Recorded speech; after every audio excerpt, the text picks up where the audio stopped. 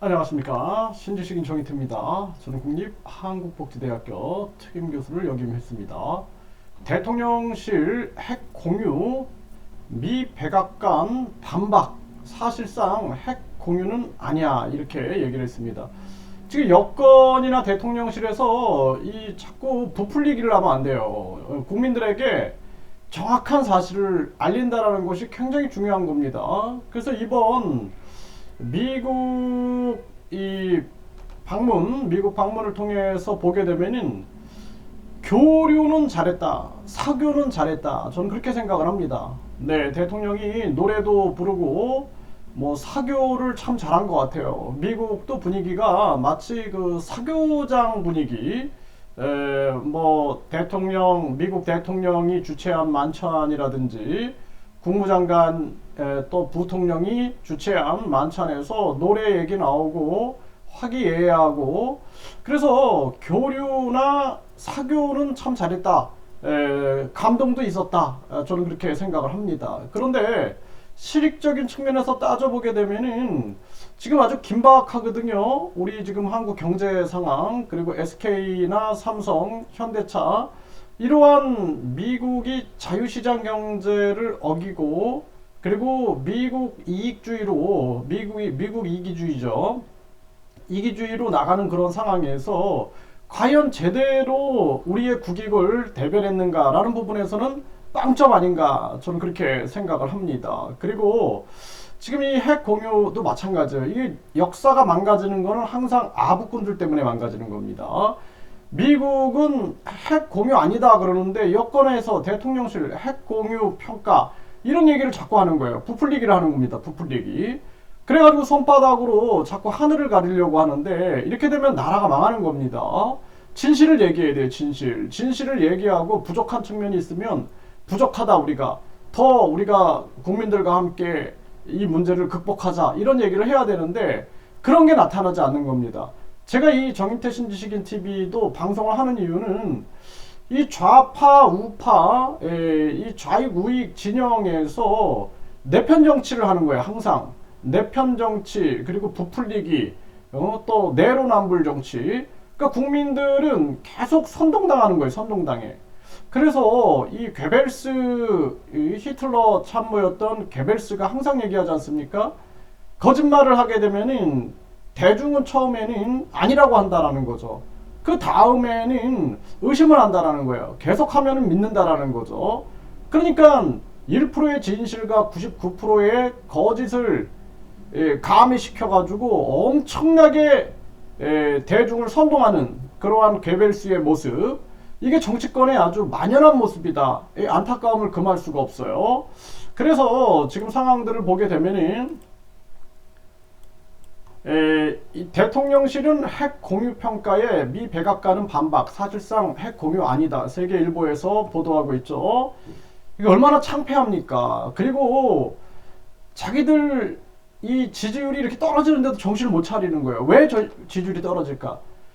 과거처럼 괴벨슬처럼 선동의 시대가 아닙니다. 지금은 합리의 시대고, 그리고 냉정한 이성의 시대에 우리가 살고 있다는 것을 잊어서는 안 된다는 거예요. 전에도 이 주어 뺀 대통령실, 주어 1번이다 여당. 그런데 이 기자가, 워싱턴 포스트 기자가 결국에는 아이다, 나다, 이렇게 일축했죠. 이런 거 보세요. 얼마나 창피합니까? 이거 이렇게 주장한 자들은 이거 가짜 뉴스 선동자들로 이거 단호하게 문제를 제기하지 않으면 안 된다. 저는 그렇게 생각을 합니다. 이게 아주 심각한 그러한 문제가 아닐 수가 없어요. 너무 심각한 문제다. 저는 그렇게 생각을 합니다. 네, 날리면도 무릎 오역도 대통령이 불 붙인 데 기름 붓는 국힘, 이거 날리면 무릎 오역, 이것도 마찬가지잖아요. 대통령이 불 붙인 데다가 기름 붓는 국힘, 이런 일들이 계속 벌어지고 있는 것입니다.